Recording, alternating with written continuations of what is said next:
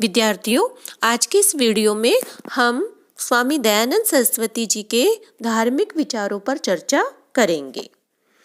स्वामी दयानंद सरस्वती जी ने किसी नए धर्म का प्रतिपादन नहीं किया था और वरन उन्होंने भारत वेदों में निहित जो हमारे प्राचीन धरोहर थे उनमें इस धरोहर को मूर्तिमान स्वरूप प्रदान किया और उनका मान्यता का आधार विशुद्ध वेदांती रहा।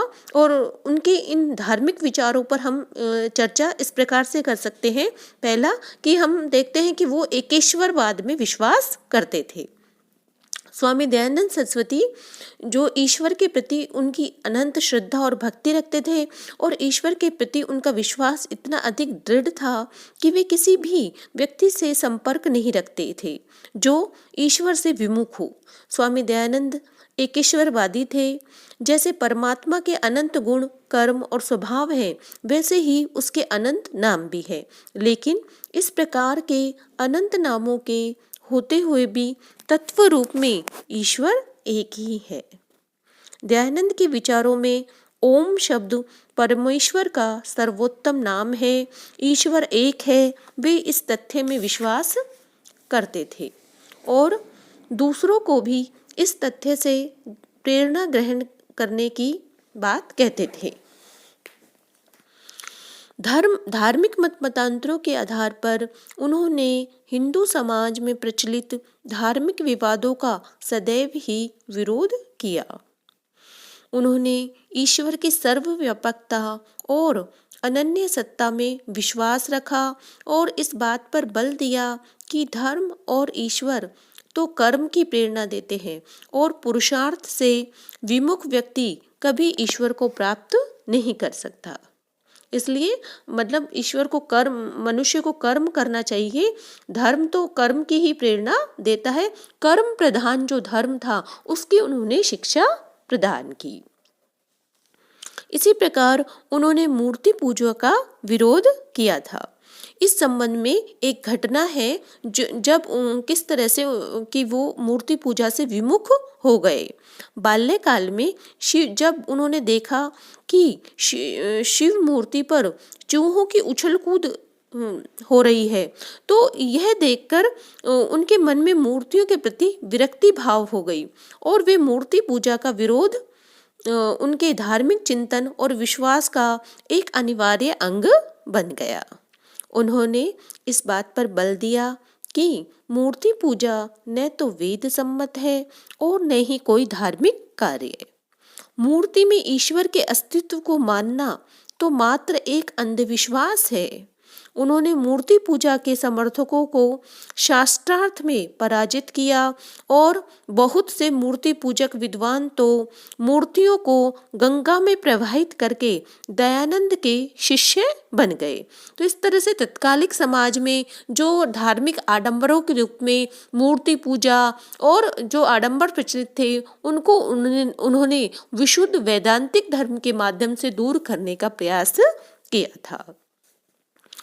इस्लाम और ईसाई धर्म के प्रति भी उनका दृष्टिकोण था कि तत्कालीन परिस्थितियों में इस्लाम और ईसाई मत के प्रचारक हिंदू धर्म तथा वैदिक संस्कृति की निंदा करने और उसका मखौल जो है उड़ाने में जुटे हुए थे, जिसका परिणाम ये हुआ कि सामान्य भारतीय के मन में आत्महीनता ने घर कर लिया था और जनता का एक वर्ग ईसाई वर्ग की ओर आकर्षित हो रहा था। इन परिस्थितियों में स्वामी जी ने हिंदू धर्म की रक्षा का बीड़ा उठाया और रक्षात्मक उद्देश्य से दुगनी शक्ति के साथ इस्लाम और ईसाई मतों पर आक्रमण किए। उन्होंने अपने ग्रंथ सत्यार्थ प्रकाश के 13वें समोल्लास में ईसाई मत की और 14वें समोल्लास में इस्लाम मत की समीक्षा की।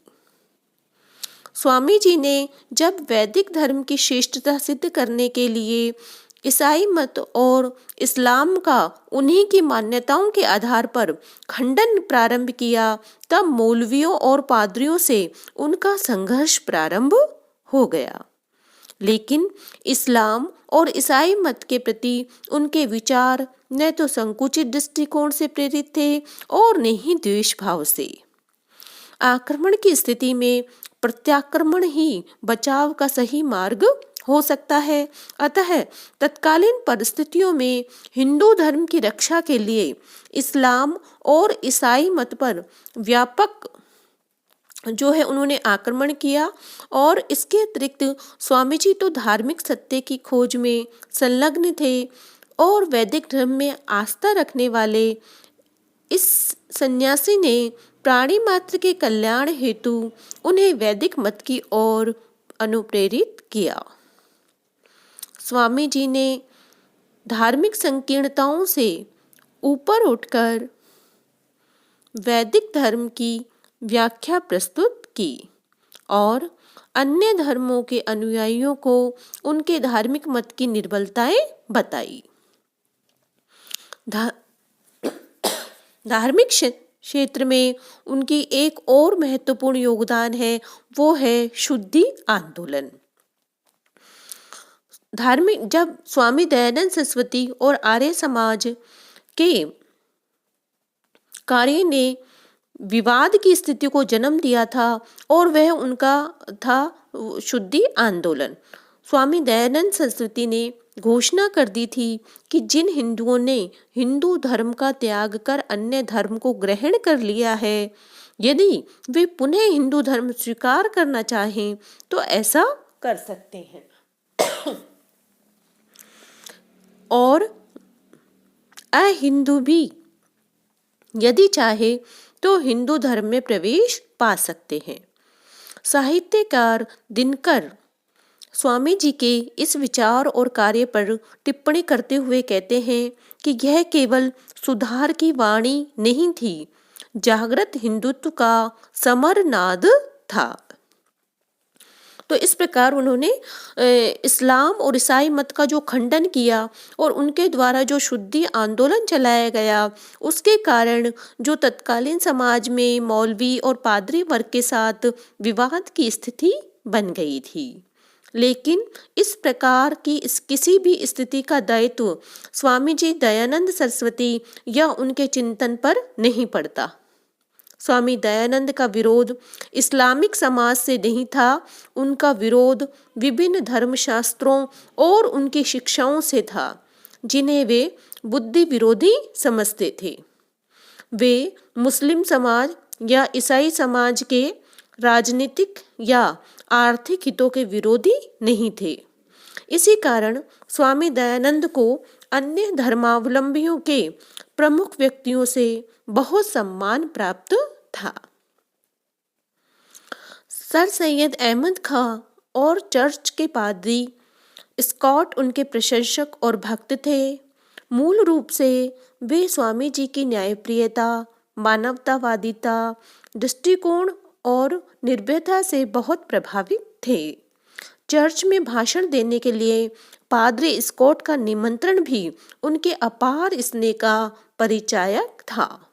लाहौर के डॉक्टर रहीम खां और अन्य कुछ मुस्लिम नेताओं का तो उनके प्रति सद्भावनापूर्ण व्यवहार इस बात का प्रतीक है कि स्वामी जी ने इस्लाम और ईसाई मत की आलोचना अहंकार भाव से नहीं की थी। धार्मिक क्षेत्र में स्वामी जी ने संपूर्ण अंशों में समानता के सिद्धांत के प्रतिपादक थे और स्वामी जी ने स्पष्ट घोषणा की थी कि स्त्री और शूद्र को वेद के पठन पाठन का उतना ही अधिकार है जितना पुरोहित वर्ग के किसी व्यक्ति को हो सकता है।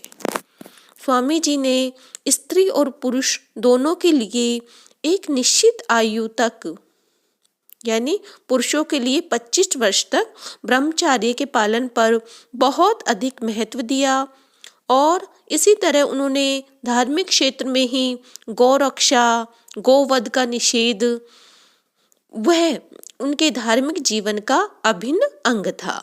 उन्होंने पुरोहितवाद, वितंडावाद और पाखंडवाद के विरुद्ध जीवन पर्यंत संघर्ष किया और उनका उद्देश्य धर्म को सभी प्रकार के आडंबरों से मुक्त कर उसे मानवता की सेवा में संलग्न करना था।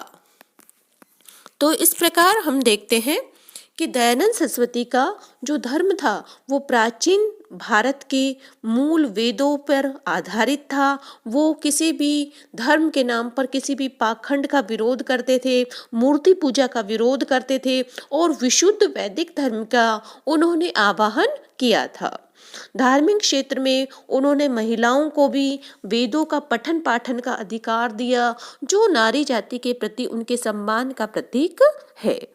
आज की इस वीडियो में हम उनके धार्मिक विचारों पर इतनी ही चर्चा करेंगे। धन्यवाद।